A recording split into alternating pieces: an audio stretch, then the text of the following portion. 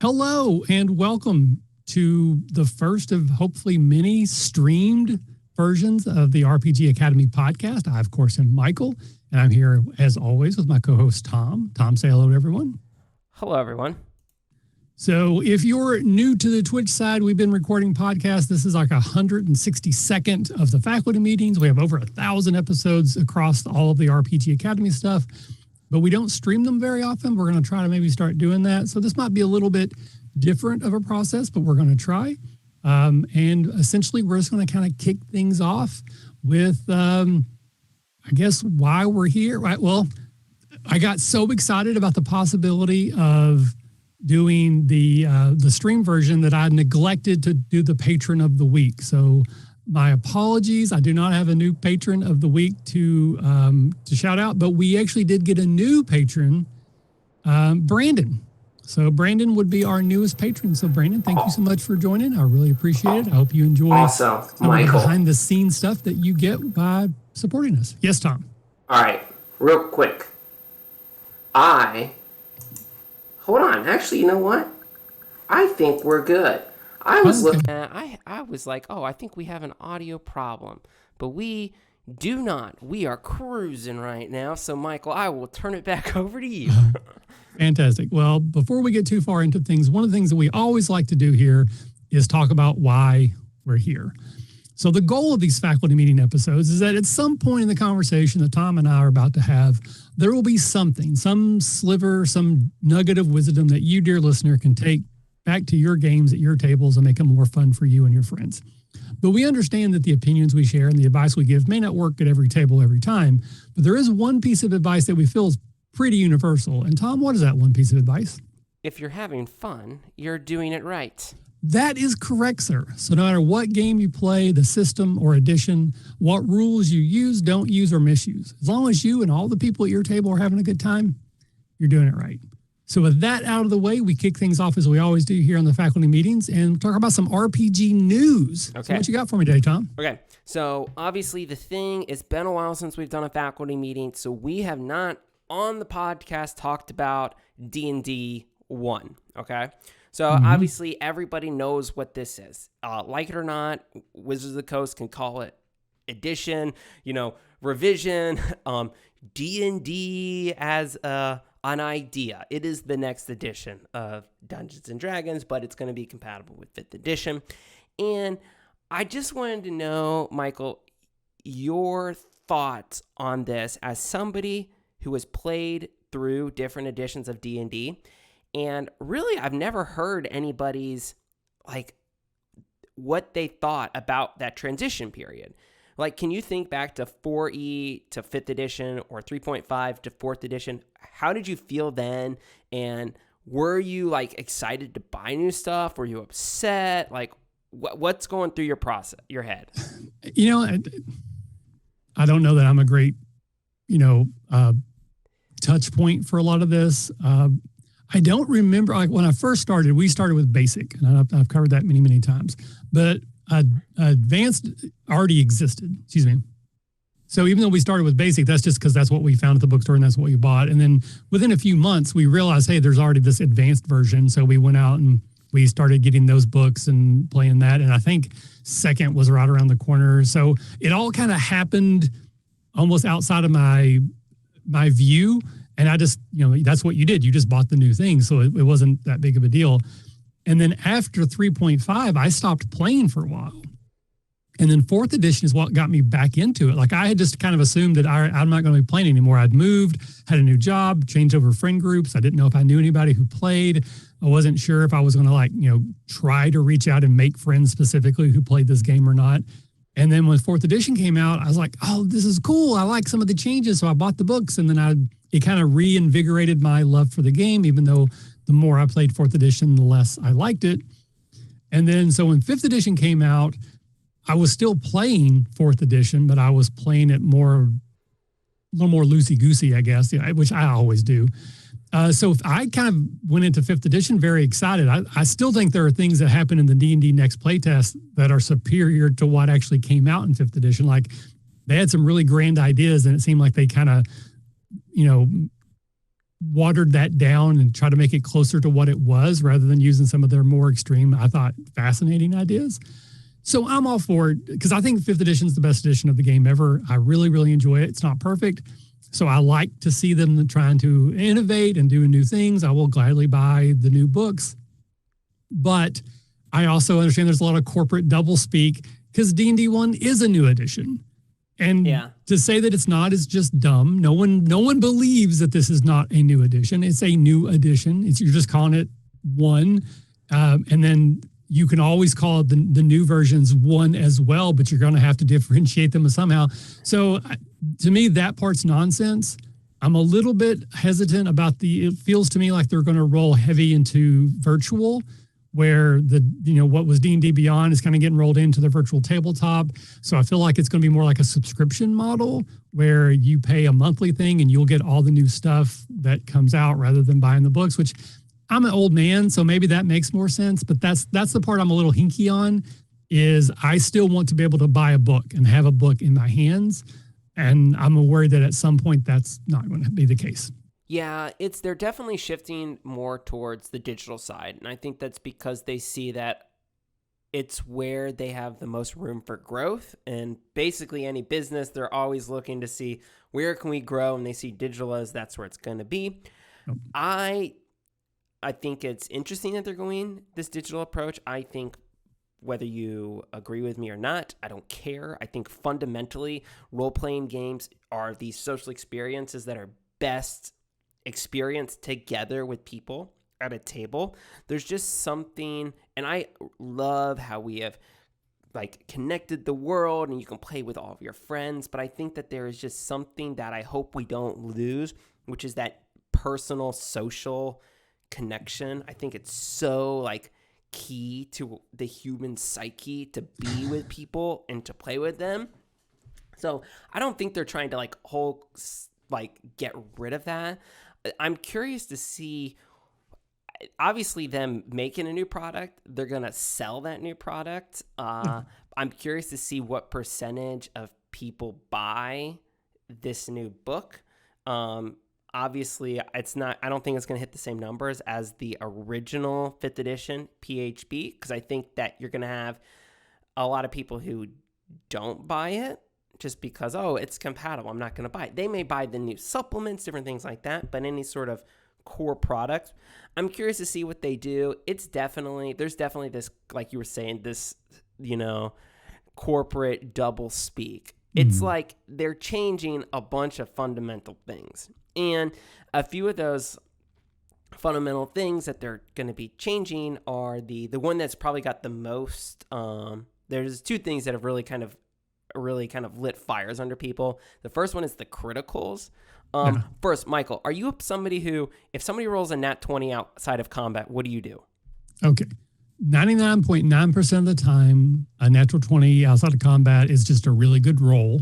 And whatever they were trying to do, they did the best possible version of that. So if someone's trying to shoot an arrow at the moon and they roll a 20, they are not going to hit the moon with an arrow.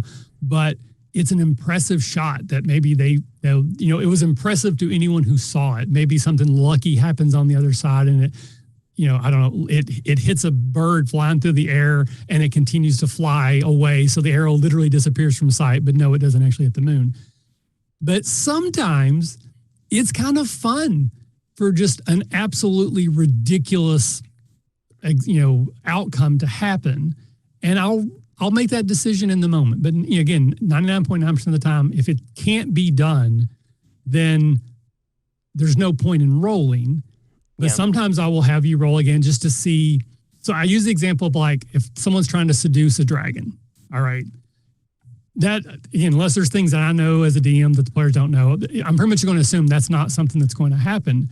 But I'll let the player roll to determine how that approach is received by the dragon. So if they roll really well, then the dragon might actually be impressed, it wasn't going to happen, but I love the effort. And it might shift the dragon's how they feel about the party or the character in a positive way. And rather than just eating them, be like, you're actually kind of funny. You know what? It might be kind of fun to keep you around a little while longer. So while the bard didn't actually seduce the dragon, it did create a positive relationship outcome that works in the party's favor, where if they rolled terribly, then it's possible that the dragon got offended. Like, I cannot even imagine you would even suggest that, you peon type of thing. So sometimes when I have people roll in those situations, it's not to see if they succeed or not, it's to see how the attempt is perceived by the world. Having said that, there was one time in particular, I think I mentioned it on one of the episodes earlier, where we were playing a game. The human player was sneaking around, trying to get past some goblins. The goblins saw that they were sneaking by and approached them. And the player's like, I'm going to try to convince them that I'm a goblin. I'm a new recruit. And they looked like a human. And I'm like, sure, roll it. And then, of course, they rolled a natural 20 in that case. So I just thought it would be funny to be like, okay, the goblin, they're not smart creatures. So they're like, okay, sure, you're a goblin. Handed that person the key, said, hey, I guess you're watching the prisoners. I'm going to go take a smoke break. And so it was just a funny situation because it was low stakes. Like, it was a full party against one goblin guarding the prisoners. So if it had turned to a combat, there was absolutely no chance whatsoever that the goblin was going to do any serious damage. So ultimately, why not let that be a funny, memorable moment when the outcome should have been, no, you're not, and then initiative, and then die, and then they still get the keys and that type of thing. So again, I'm double speaking at this point. 99% of the time, don't roll unless you're trying to gauge the approach. And then every now and then you just roll with it. And that's why there's a person behind the screen to make those calls. Yeah. I completely agree with you. If they can't succeed, they don't roll. Like, if it's something where you're like, you don't plan on them succeeding, it's something narrative, you just don't make them roll. All right. I totally agree with you. But what they're doing with, I don't know why. I just have always played that a nat 20 is an automatic success. There has to be something in the starter set that made everybody believe this. Like, there just has to be. And I want to know what I'll probably go back and read this. Because there's more rules about combat than anything else. And in the combat rules, it is that way. So just sort of like by osmosis, you're more likely to remember that than you are that subsection. Okay. I think so a lot of people were kind of like, well, okay, they are specifically saying that for the one play test that criticals only matter in combat, okay? So I'm like, well, okay, they're taking the fun out of it. But I think that if you were to look at what D&D One is doing, I think it may be doing something that I want them to do, which is tightening things up. Don't make the game so loosey-goosey. Put actual, like, real guardrails in there and tell people what they can and cannot do and be very clear. And I think we're going to talk about this later. All right. So the other thing that they did was they said that dungeon masters can no longer crit in combat. Mm-hmm. Okay. They have to be changing combat, because this is one of those things where they're just like, how do you all feel about this? Because my guess is that they have to be changing the combat balancing and how monsters work. Right. Well, so my first reaction, because this was the first thing that came out when I was in the Twitter sphere, some of this came across my feed, and I think we may have even touched on detention. I think because I remember talking about this before, and at the time there was no further information. It was just, DMs can't crit anymore, and my response was, okay, but I want something to happen on a 20. Like, maybe it's like a recharge thing where I automatically get to recharge, and I've now heard that's probably what they're going to do. So.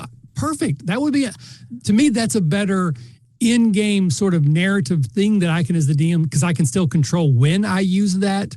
Okay, now I get an extra breath weapon, but when I use it, how I deploy it, how it makes sense narratively, I like that much better than the narrative swinginess of, oh, wow, that one roll changes everything in what I would think is a negative way. So I think that's a great change, is that DMs don't crit, as long as we get something when that happens. Like, maybe there's like an inspiration for us that I can use to re-roll rolls, or I can make you re-roll a roll against me.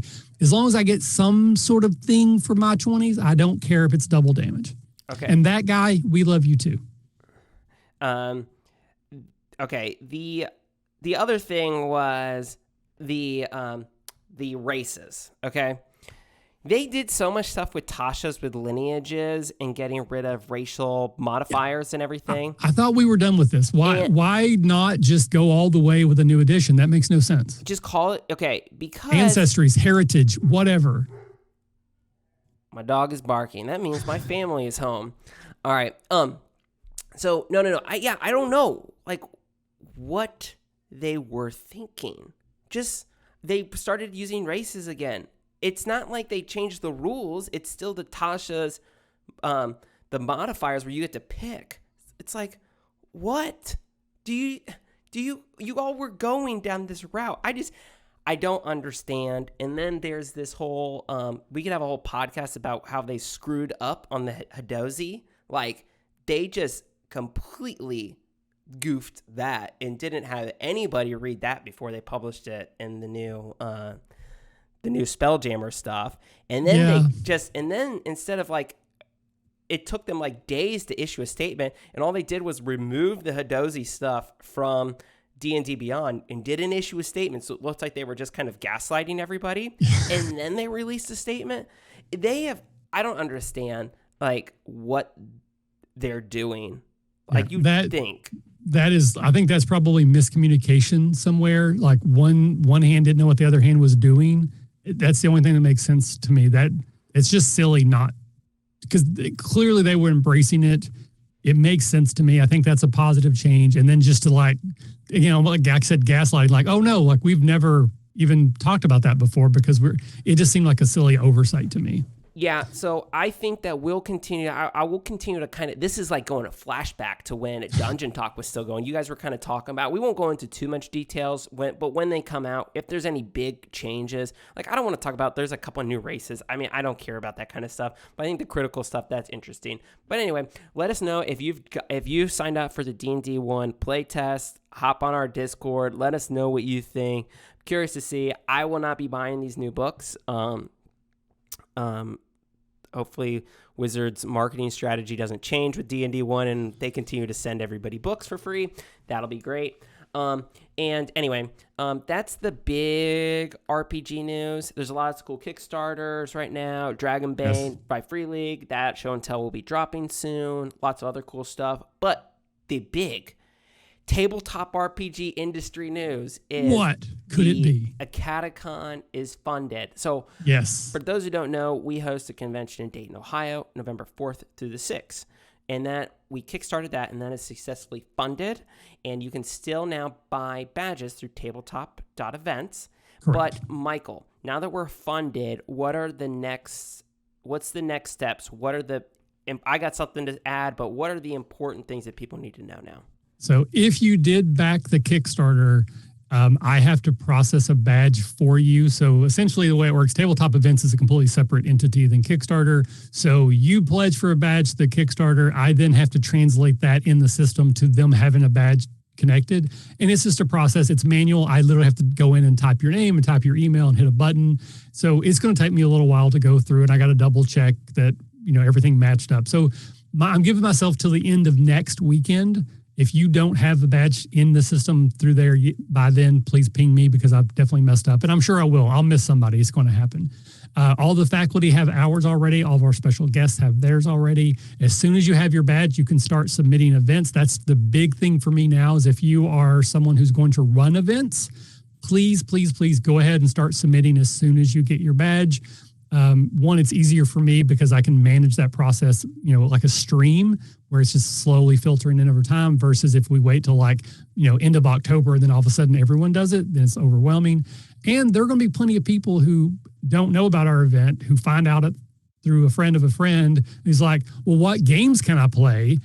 And if there's nothing on the event list, it looks like nothing. So we want to make sure that we have plenty of events on there that are like, okay, yeah, I can definitely see why I'd want to buy a badge, because there's all these cool events. So I will be running Scooby-Doo Dread. I will be running our D&D Mystery Murder LARP once again. Those are my two favorite events I run every year. Second one comes with cake, which is definitely a selling point. The open game library. So again, I'm trying to sell it to people now. So yeah, so to your point, get your badge. As soon as you get your badge, start submitting events. And then beyond that, show up ready to play games in November. Yeah, continue to tell your friends who didn't back the Kickstarter, because that's now how we're going to continue to fill this place up, is word of mouth. It's going to be huge. Speaking of events that you can submit, I will be submitting my events in the next few days. I am going to be running Symbaroum, and I'm also going to be running Dragonbane, and I may also be running Forbidden Lands.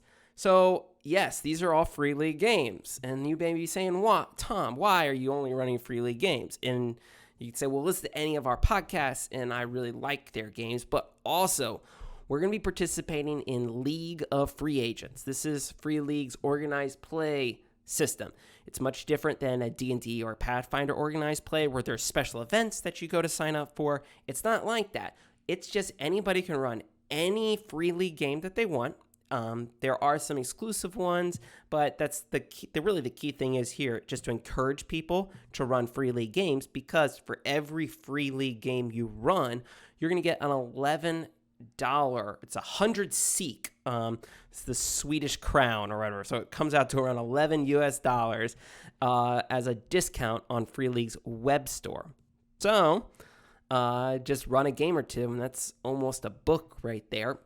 Yeah. So we will be giving more details for those, but the Free League games always fill up super fast because people want to play them. There's usually not a lot of people who run them for whatever weird reason.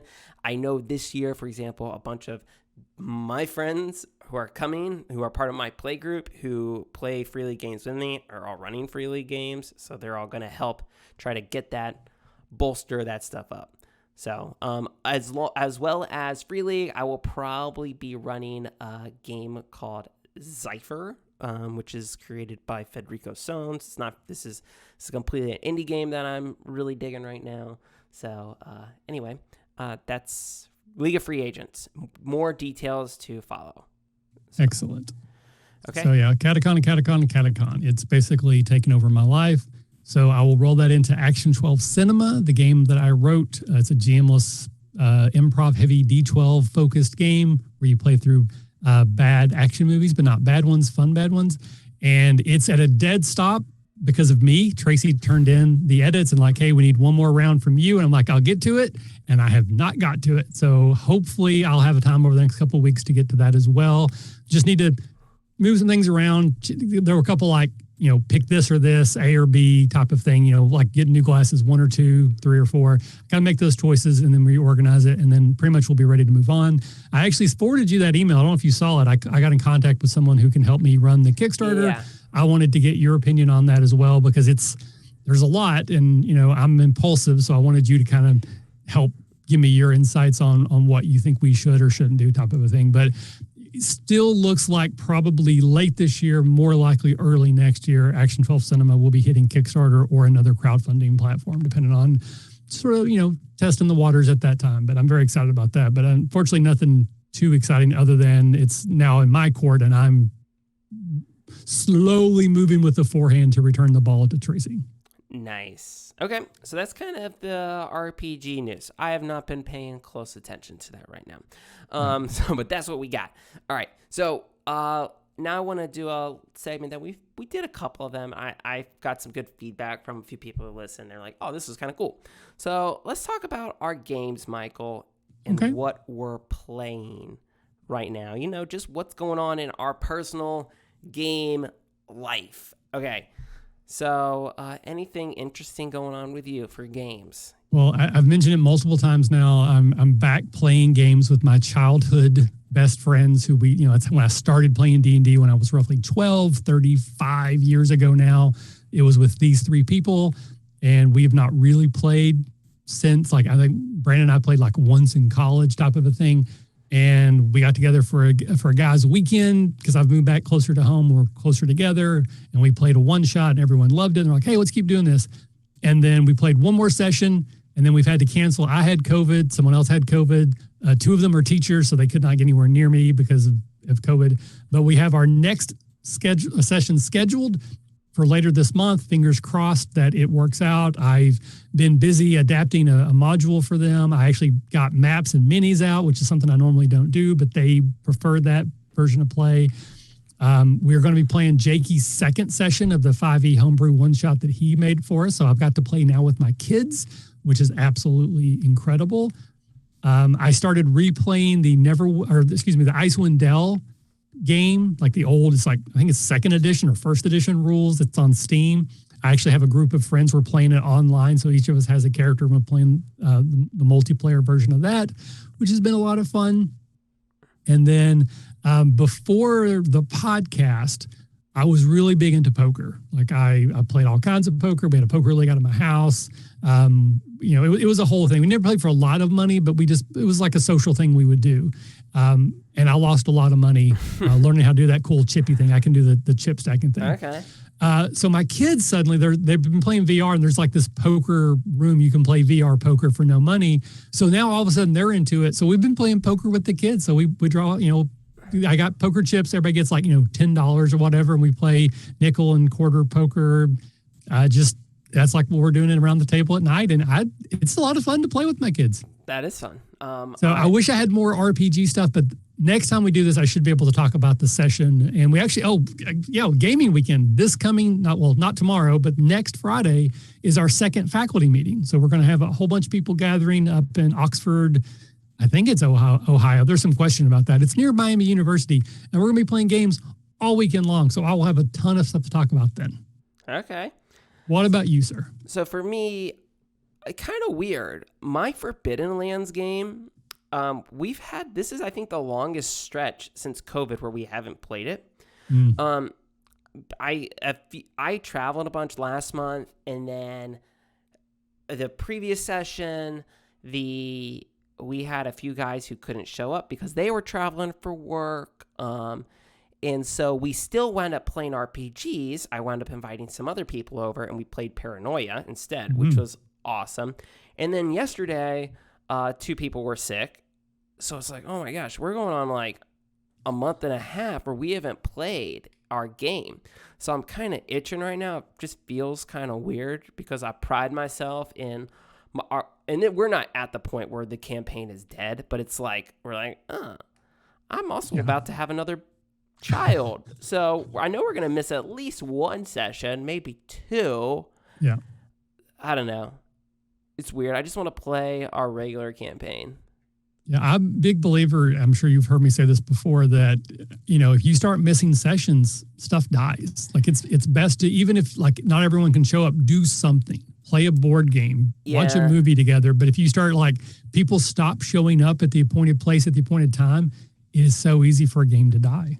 Yeah. But you have a pretty regular game group. Yeah, we've been playing for like 6 years together. So it's more of like, what's the campaign going to feel like when we get back? Or are people still going to be interested in Forbidden Lands? And are we going to jump to something else? Yep. But I don't know. I'm kind of at this point too where like I'm really enjoying this campaign, but I'm at this point where I really want to play more games.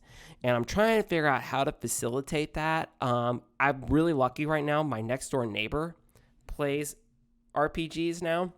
We moved and, we hit I got like the golden ticket where like the people next door play board games and RPGs. So I'm like, well, maybe I can kind of, who knows, maybe I can do something there. Right. One of them's already came over and played Paranoia with us. So that was cool. But I've been reading One Ring, and it's it's way more complicated than I thought, but I really want to play that. And I want to play Nibiru again, and there's a new game called Beacon that's coming out that we have a show and tell dropping soon that I really want to play that. But then also, I really want to play Pathfinder, 2nd edition, because I keep seeing this Kingmaker thing that I guess they crowdfunded. This is like, I guess it was an old adventure modules for the original Pathfinder, and then they redid it for 2nd edition. The reason I want to do this is because they've got really robust travel rules and stronghold rules, which is what I like in Forbidden Lands. And this is a hex crawl. And I'm like, this would be almost like a more crunchy Forbidden Lands. And I'm like, and I always hear about how fun it is to make Pathfinder 2nd edition characters. And I'm like, I kind of want to play this. But my problem is Pazio is so bad at their marketing, and I have no idea how to even buy this thing because I missed their crowdfunding campaign. And it's just like, my guys, be better. Like, like I can go to Amazon right now and buy WotC products. Like, what are you doing? So you guys are supposed to be like their main competitor. So let me buy this thing. So I said I played Pathfinder 2nd Edition recently. My son, oldest son John, that's what he wanted to run. So we got the 2nd Edition starter set, and it comes with a pre-made adventure. We ran through that. Didn't care for the adventure. Yeah. Oh, okay, Michael. You just didn't like your kid's game. Wasn't his fault, I don't think. Okay, no. Yeah, no, it's definitely not for everybody. I'm curious to try it because I want to, there's a lot of people on our Discord who like it. So I'm like, man, everybody keeps talking about this thing, and I've never even read it. I feel like I should at least read it. So the Catacon, if not before, you can read through the Pathfinder starter set. Okay. Check that out. All right. Sounds good.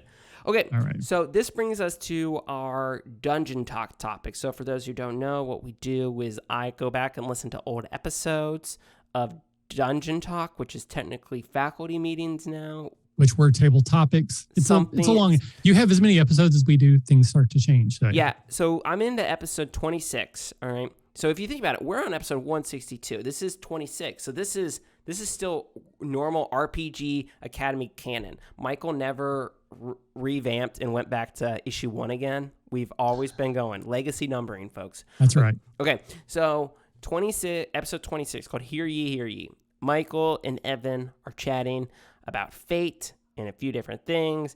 And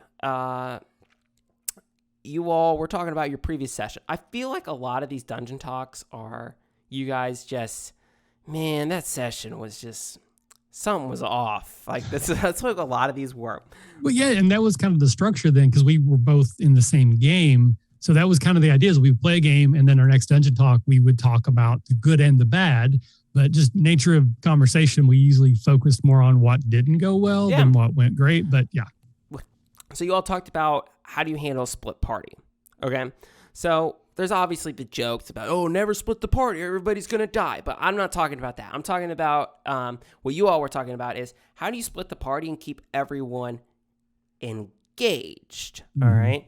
And so you were concerned, Michael, that you were losing the players' interests. And so you were both talking about, well, if you split the party, what do you do? How do you make this still exciting? And how do you, as the dungeon master, balance having multiple scenes? So do you have any thoughts on that, Michael? Well, I don't know what I said back then. That's also part of this structure is I do not go back and listen to these so that Tom gets to present to me my ideas to see if they've evolved or not over the last, 9-10 years we've been doing this. I actually really like splitting the party now. Again, I may have said the same thing that I don't know. I think it can add a dynamic to the session that can really energize things. But the key is that both sides have to be doing something interesting, and you have to bounce back and forth between them, kind of like you would in a movie. Think like a good Star Wars, your opinion on which ones are good or not, that they often do that where you have an A and B plot and you cut away at like the little mini cliffhanger. Like, you're running from the Imperials, you're hiding and you're not sure if they're going to find you. Let's jump over here. You're trying to get and see if you can turn off the tractor beam before you get caught again as you try to leave. And you just jump back and forth, and you have to do it, give everybody enough time to do something, engage the rules, engage the players, but not so long that the other side gets bored. And can you do that every time perfectly? No, of course not.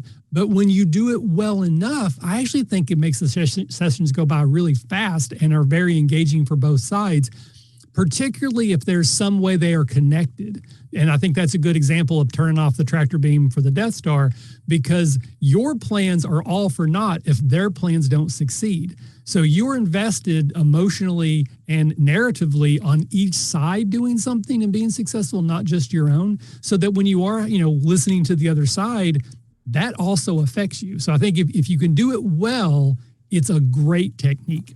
The problem with it is that sometimes even someone who enjoys doing it doesn't do it well. I had a bad night, or the party, the way they split themselves off, one group was doing something I'm totally unprepared for and the other side is not. So I'm more likely to lean into what I had prepared.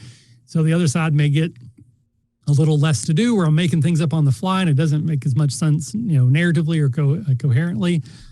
But in general, I'm actually not afraid to split the party, and I rather enjoy doing it. So you said in the last thing that you said, okay, last time, way back when, you said you split the party a lot, but you said you don't necessarily enjoy it. Okay. So that's what you said last time. All right. That's because, and Evan kind of added to this that your all's play group, it wasn't necessarily you who were doing this. It was them. They would always split the party, and he said it was because they were doing more of with made men, a more open kind of sandbox thing on this island, and they all had their own motivations. Everybody wanted to do those things. That would not be an example that I used where they're both working towards the similar goal on opposite sides. They're all just doing their own thing, and they're really unrelated to each other. Exactly. So it's a huge problem when everybody... It's good for all players and characters to have their own personal conflicts and motivations, because that is it's so cool, all right? And it's such a great thing to do. But as a player, all right, if you are going to want to split the party, you need to do what you're doing quickly and get it done and help the GM narrate and contribute. Don't diddle-daddle. Know exactly what you're going to do. And then...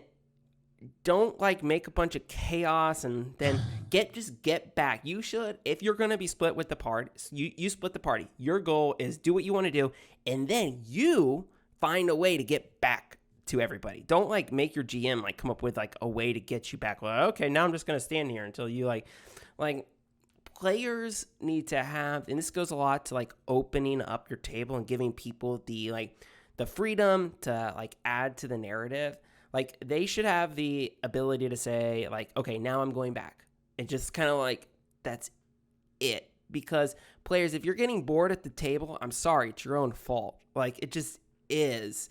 It's cool to split the party, but you all just have to be prepared to deal with the consequences. It's now 2 scenes. So don't get on your phone. Engage. Watch the story. You did this. Deal with it. It's I will counter and say that if you're bored at the table, it's possibly your fault. Probably, maybe. I won't say it definitely is, because there are times where a GM might just do a poor job of splitting things up or not being able to wrap things together. But I do agree with the sentiment that if you chose to separate yourself because you were trying to, pursue your own personal agenda, and then you're not trying to find a way to connect it back, then that kind of does lean more on the player than the GM. But I'm sure there are times when it's both sides or either side's fault. Yeah, I am not somebody I don't split the party. So I typically don't do it. I come up with these weird, it may make no sense in the story for why are all the players here, but they are. It's just kind of what I do. And we kind of we play our games way more meta. And so that we really try to really keep everybody engaged at the table. So we'll sacrifice fiction and immersion for that. And then we found that it works really well. I think Forbidden Lands, I'm still balancing it. It kills me because in Forbidden Lands, everything is about the economy and resource management and selling stuff and buying new gear. So whenever we go into a shop, everybody kind of I got all the blacksmith and the tanner and all these other kind of things, and everybody wants to go buy and sell their own stuff. So I'm oh my gosh, it was the cliche shopping scenes. And it wasn't we're splitting up so everybody can go do their own character stuff. It was oh, I want to go to the blacksmith. I want to go here. And I kind of started to be this one person has everything. And now, what do you guys want? No, I'm not role playing this. Tell me what you want. All right. Okay. We're done with that now. So it's just, and everybody obviously they're all giving me a hard time. I'm oh, Tom, you're ruining my immersion here. I want to haggle. And I'm what do you want? Okay, yeah, we could do that price. But I'm way more about getting everybody back together. That way to reduce downtime as much as possible. It's tough.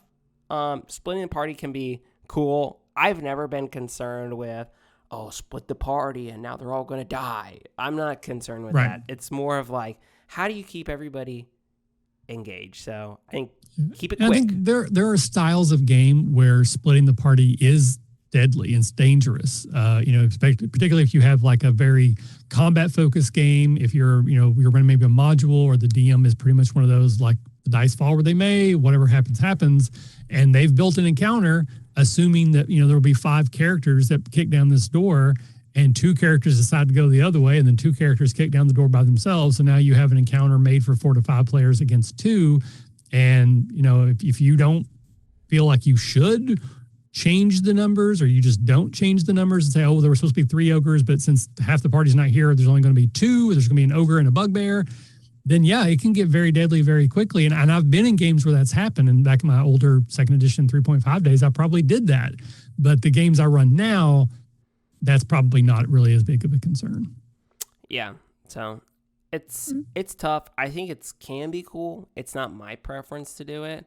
And I'm very clear. I have no problem telling my players, nope, you guys are all together still. Like, trust me, you will have more fun. Yeah. I know better. So that's right. All right. So the next topic that you all talked about was rules light versus rules heavy games. All right. The reason that you were talking about this was because you were in the process of trying to play Fate, and you had somebody ask a listener. It was a listener question back in the day by somebody. I don't remember if this was a real one or if we made this up ourselves. They were named or not. Andrew. And we probably made that up. Sounds like a made up name. Okay. Yeah. Andrew was basically wondering what your all's thoughts were on rules light games versus heavy games, if you all had a preference about those things. Your all's back then, both of you really didn't have any experience playing. You all had been playing D&D and what is it? Not Shadowlands. What is it called? Deadlands. Deadlands. Okay. Deadlands. And you had started to play Fate, but Fate isn't necessarily a super rules light game. It kind of is in that kind of spectrum over there. But now, Michael, as you have now played a lot more games, like, what's your thoughts on rules light versus rules heavy games? And I know it's a big conversation, so I want to narrow it down. Like, do you have a preference? It's sort of like ask me like what restaurant do I want to go to, or what do I want at a particular restaurant. It's going to depend on a lot of other factors. How much time we have. Is this a one shot or is it a campaign? Who are the players with me? Am I running the game or am I a player in the game? Because at this point, I do have a lot more experience with a wider variety of games that go from crunchy to, more rules light. D&D is probably one of the most rules heavy game I play, which isn't the most heavies out there, but I'd say it's on the upper end of the spectrum. And then I made my own game, which is basically improv, where you sometimes roll D12s for some reason. So I've played a full gambit and I have fun playing them all. I've had fun running them all, but I do think it's very group dependent. There are certain players that I could crush an Action 12 Cinema game or a Dread game or, Lasers and Feelings, but might be miserable playing a Forbidden Lands game with. Yeah.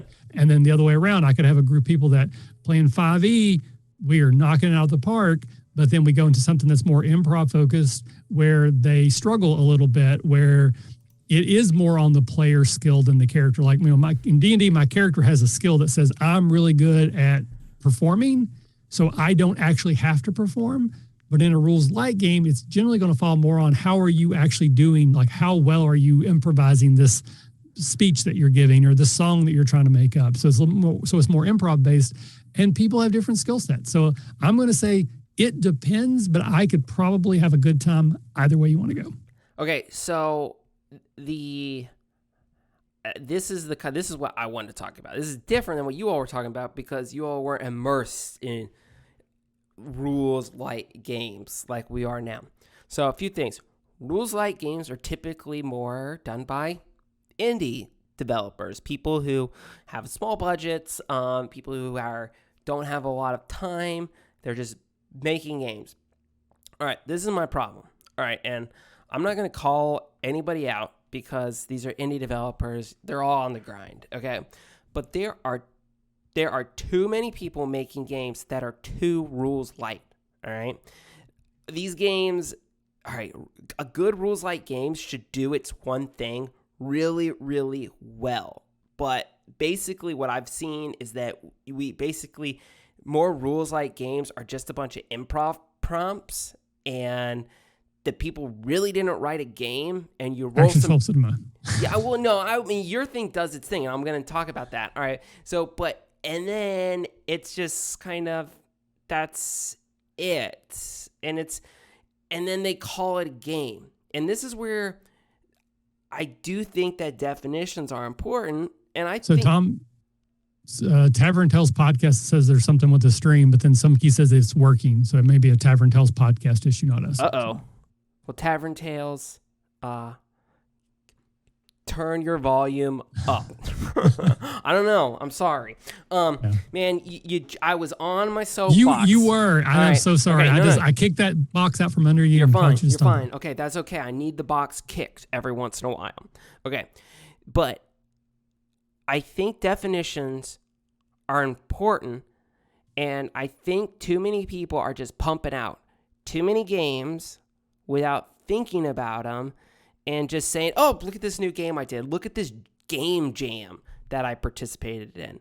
And, like, it's just like you don't need to be making something 24/7. Just sit down and think about your game.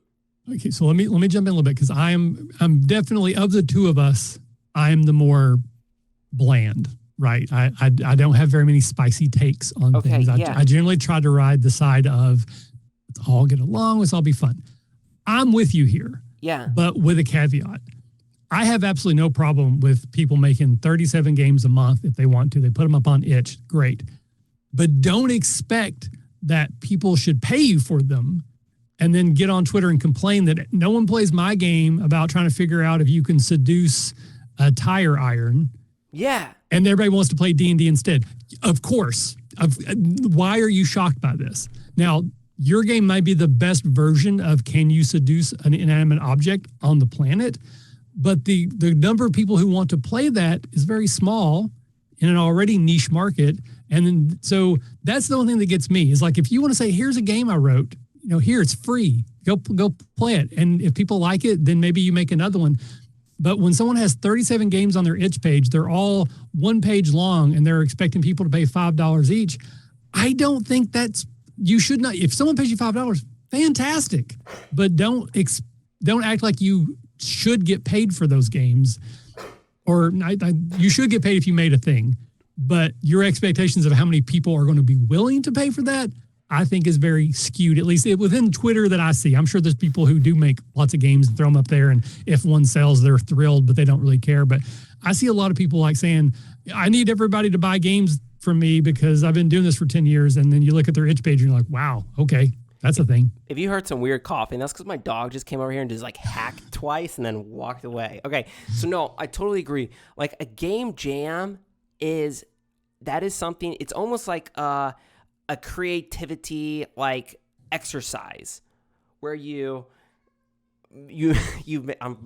reading about the iron seduction game. Yeah. Right now we're going to do a game jam on this. All right. So it uses D12s. That's the only rule I have to include. D12s only. No more D6s. Down with the D6s. Everybody all the players. They're not players. Every player is one of the lug nuts, all right? Yep. In the game and you either get screwed on or screwed off. Oh, I like that. And so once everyone's either on or off, that's when the game ends. Either the tire is attached or you're rolling down the highway, your car's going the other way. See, this is what I'm talking about, though. We need an itch page. This is gold. Look, all right, but this is, all right, that, it just kind of, I feel like it's just this type of game is really just kind of polluting is such a strong word because I don't think that's the right word, but there's just so many of these games now, and I think it's so much better when I think Zine Quest is great because I think Zine Quest is a time where everybody really focuses. They still can make cheap games, minimal art, all these things, but I feel like there's always all the games are just such high production. It's just different. But I think what's so important is if you got a rules light game, it needs to do its rule it needs to be very good at it. Because now I want to kind of talk about the rules heavy games, because they can fall into this same camp too. And I kind of put this little chart in our notes, Michael, and this is just kind of what I wanted to say, because I got these basically rules light, rules heavy. Okay. Good rules light games. These are games that have really strong core mechanics that really make you feel like you're playing a game. Paranoia, Dread, all right, Cthulhu Dark. I would even, Calum's, I threw Calum's The Paris Gondo in here, because these are all games that have this central concept, and the rules really inform the fiction that you're trying to do. And that's great. It's not just, here are some improv prompts, now roll some dice, do you succeed on what you're trying to do? It's different. The bad part of rules like games, like I said, it's just there's too many game jams. But now to kind of juxtapose that with rules heavy, like a good rules heavy games. All right, Symbaroum. All right, I think of Faith, the science fiction RPG. There's these real crunchy games that are very clear. Here's the rules. These are how they let you play the game. A bad game. All right, this is not me saying like this is a bad game, but D&D 5e. I'm just talking about the rules and themselves, because the rules for 5e are very loosey-goosey in the sense that you can kind of do whatever you want. And this is kind of similar to these rules light kind of games where it's just kind of like, just kind of do what you're doing. It just kind of, it just doesn't feel complete. Like I just always go back to the D&D 5e encumbrance rules. There's encumbrance rules where it's like 5 times your strength or something like that. But then there's a sentence right after that. But it says, it really doesn't matter, since most of the time players aren't even going to have the encumbrance. And it's just like, I've not tracked encumbrance in 30 years. But the problem is that's in the rules, that it's like, this really doesn't matter. So I think rules heavy games fall into this trap when they just make rules that contradict other rules or rules that don't matter. Yeah, see, I would think that's more of like, it's on a spectrum of how much complexity do you want. When D&D Next was a thing and they were trying to, play test of that, one of the selling points is it was going to be a modular thing where you have a base game, but you could have encumbrance rules that are just, if you want them, you plug them in. If you don't want them, take them out. And they did that, but they did it very inelegantly, where it was just like a sentence like, yeah, or ignore this, or ignore that, rather than saying, here's our skill system. If you want it, this is how it works. If you don't want it, this is what you do instead. So I kind of disagree with your argument set up there that 5e falls into that. I just think it was not presented very well. But for me, the problem with a rules heavy game is when it's complex for the sake of being complex, and the complexity doesn't actually make the game more fun. It just makes it more complicated. That's another very good point. Like I said, I've been talking in our Discord about the One Ring RPG, and I'm in the process of reading that because one of my goals for this year, I just want to read more games. And I've been reading this, and I don't know how I feel about it yet, because I just started talking about the combat rules, and it's very hard to understand, and I'm all about information flow, and I don't think they present the information in a really clear way. And I don't know yet if the game is elegant or messy. All right. So I don't have an idea yet. The rules all seem to be there for a purpose. All right. They all seem to like fit what they all seem to be there, and they have a purpose. But I don't know if that purpose is going to serve me well at the table, or if it's just going to make things just feel like a slog and kind of not make the game feel like Middle Earth in Tolkien. So totally agree. Right now, I'm kind of leaning towards that they're kind of messy, and there's just too many rules for rules' sake. So, but yeah, there's a spectrum of rules light and rules heavy games. Like you were saying, rules heavy games, don't do so many rules. Don't make unnecessary rules. Rules light games, give us something. Yeah, I think that comes down to how much agency players have to influence the world, like basically narrative control. In a rules light game, it's generally very improv based, where if a player says, "Thank God you're here, Abraham Lincoln," Abraham Lincoln is now in the scene, and you're just going to roll with that, right? And in the rules heavy games, the players usually don't have that much autonomy to just say, "Oh, well, I hit the goblin's dead." They have rules that allow them to interact with the world, and based on the rules and how they built their character, now I can say the goblin is dead, but it's not just because I said it, it's because the rules allowed me to say that. And I think that's the sort of the space I'm in. I'm very comfortable in a rules light scenario doing improv heavy things where everybody's just making up stuff and it's fun. Again, see Action 12 Cinema, or a more rules where heavy, where it's like, okay, you need to see if you can get across this pit using your character sheet, the way you built them, the choices you made earlier, the choices you made as far as like what gear you have and where you've put allocation points on advancement. That's how you get through this challenge. It's not that you just say you jump up, grab the legs of a duck and it flies you over. It's because at first level I did this, and at fifth level I did this, and at seventh level I took this. Now I get to go across. And which one do you enjoy? Which one are you good at? Which one do you think provides the best experience? And it's just generally different people, but sometimes it's just what in the mood for? Yeah, I usually don't get on rules light and indie people too much, but I am right now just because I feel whenever I see a new game jam, I'm like, please, no, just don't do this. It's just, but I totally agree with you though, Michael, because this whole idea of like, there's just, you go to their itch page and there's just so many games, and it's like, these are all cool, but none of them feel polished. Yeah, they're drafts. Like that's what it used to look like, is you would make a game that was not great, but it had like a nugget, like our episodes. There's hopefully something you can take from them. And then you make another game, and there was a nugget in that one. You make another game. No one saw these games. Maybe your play group did. But then after you had 4 or 5 games, you take all those nuggets together and you make a game that's like, this is actually really good because it takes this and this and this. And then that's the one you present to the world. And what we've done, we've sort of decentralized the creation process where everyone gets to be a part of every step. And I think that's okay.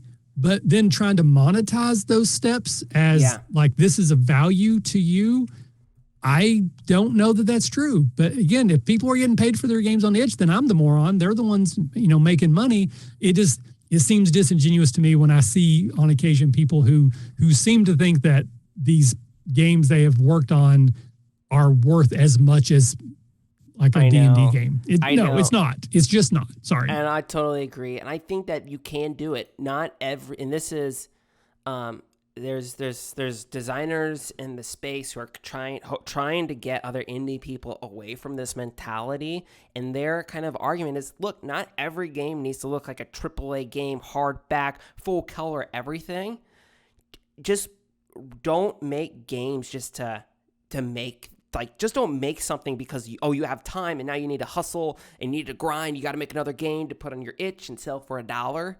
Really just kind of take a step back. What is your goal for this game? And really then focus yourself. Don't stress so much. Don't feel like you need to make a game every week kind of idea. Like, I think of like Jack Harrison with Mousehole Press makes some of the best small, light indie games.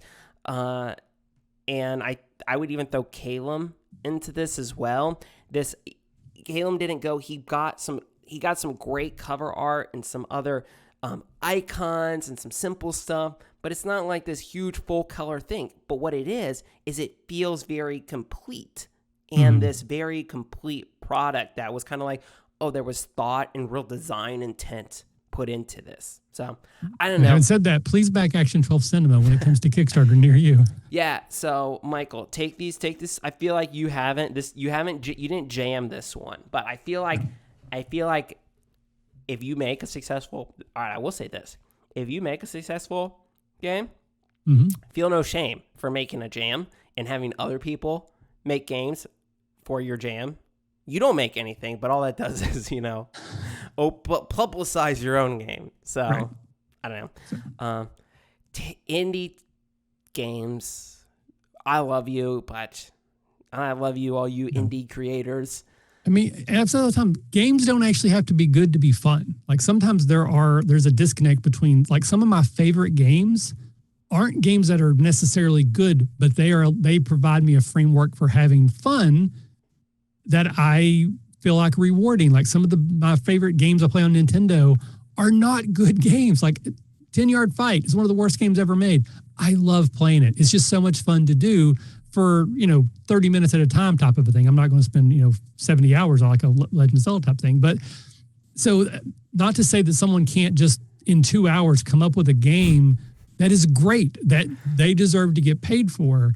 But I don't think every game that gets made up in 2 hours necessarily deserves that. But I think we've been on that too long. Oh, Let's my move word. on. We have been on this topic for way too long. And I think that's our last topic. Man, we rambled on that for a while. So, Yes. Okay. That's all I have for that. Yeah. So normally we would have listener questions, but again, this was all kind of spur of the moment, putting it together, doing it today. So we didn't have a chance to call out for questions. Since we do have a couple people watching, we will throw out to the audience. If you have any questions you want us to answer, we will do our best. While there's a little bit of a delay, so while we're doing that, let's do the sign off. So Tom, where can people find you if they want to come yell at you about your wrong, bad opinions? That's fine. Come yell at me. Come fight me. Like, I will go. Like, all right, you can find me on Twitter at BezcarTom. That's Mandalorian Metal Tom on Twitter. And you can find me at the RPG Academy. I'm most active on Twitter. We do have our Discord, which is my favorite corner of the internet. If anyone's interested in hanging out with us there, please do. It's a closed Discord. We let anyone in, but you have to ask. It's just not like an open where anyone can jump in, because we had a bunch of people jump in and start spamming stuff. So we just closed it, but basically anyone who asks gets in. Absolutely love the people in our Discord. I love the conversations there. It truly is my favorite corner of the internet. We have our sample adventures, which are streams of one-shots of various games. Those are all coordinated through Discord. It's just pretty much, hey, who wants to play? Who's willing to run? So if you'd like to get more involved and be part of some of the things we do, highly suggest that you do that. Some key, yes.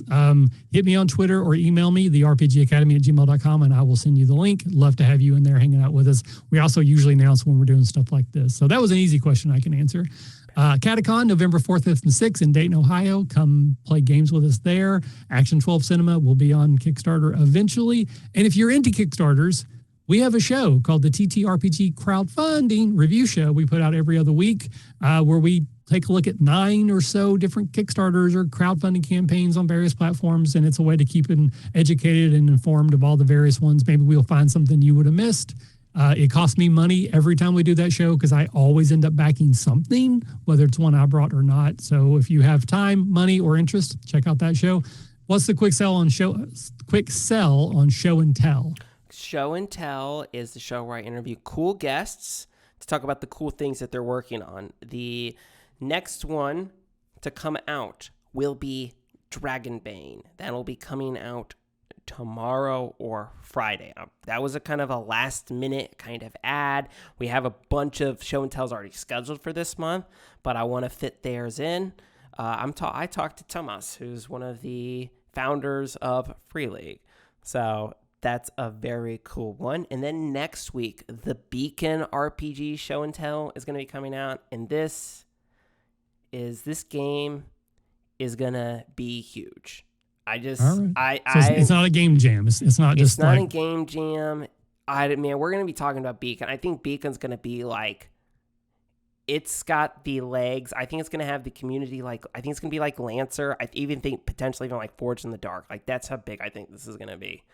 And so Sumkey said they got to play Dragonbane last night and whoa, nice. Okay, yeah, I'm going to be running Dragonbane hopefully on our Discord with some folks for the sample adventure soon. Yep. So it should be cool. So anyway, that's show and tell.